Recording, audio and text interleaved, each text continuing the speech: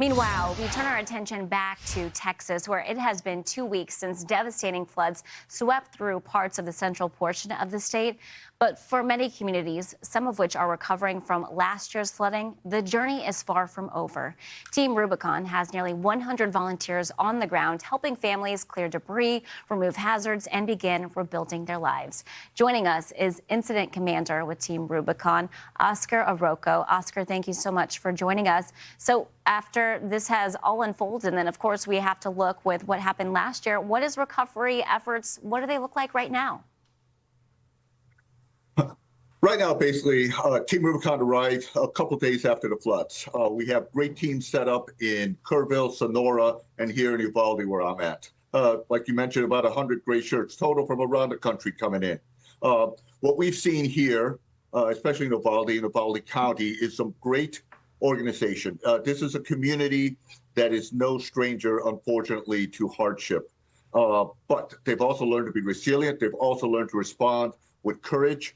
They have great leadership among their local community. They have great leadership with the Texas Division of Emergency Management, facilitating and supporting them. What exactly are you doing on the ground? And can you give any examples of some heartwarming stories of any families that you've helped so far? Yes, absolutely. What we do basically in this situation is some chainsaw work and muck out work and debris removal. And by that, I mean taking out wet moldy sheetrock, carpeting, furnitures that might get wet, and eventually it will become moldy and will become just an infectious way to get sick. And we don't want that. They don't want that. So we're going to take that out. We're going to take that away.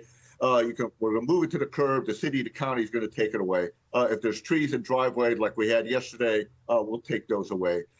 Every heartwarming story, unfortunately, is probably preceded by some heartbreaking story. So what we try to do is we provide some practical help, but in doing so, we provide some hope. Hope that things will be better one day, hope that they can repair either by their own efforts, their friends, neighbors, families, or contractors. And after events like this, there's just so much attention on those communities. But even afterward and moving forward, what are some of the biggest challenges that you're seeing some of these families still facing in the immediate right now? Well, basically, we're doing the immediate response right now. And I've been in meetings with the immediate response group, but fortunately, that response group will become the long-term recovery group. And Texas Division of Emergency Management, local officials putting those together. They're in this for the long haul. We're going to be here as long as there's work for our skill sets. We don't do everything. What we do very well. But we have great partners that do other things, and we'll all come together as a community to help this community and others like it in Texas just be even bigger and better and more resilient. I think what I love so much about Team Rubicon is that it's veteran-led. You all have helping others. I mean, that's just in your DNA. It's in your nature to serve, is it not? That is, and it is veteran-led. However, there are many, many other first responders, medical personnel, and just great people who want to help out. What we have in common is a heart. We're built to serve. We have a heart to serve. Everyone volunteers at least twice to join Team Rubicon, to join this operation, and to be part of this. And so we're honored. This is what we want to do, this is what we seek to do, and this is what we're able to do, and it's a great deal. And this country needs more volunteers like you to help in disasters like this, and hope, a great message to end that with. Thank you so much. From Team Rubicon, Oscar Arauco, thank you so much for joining us and sharing the stories.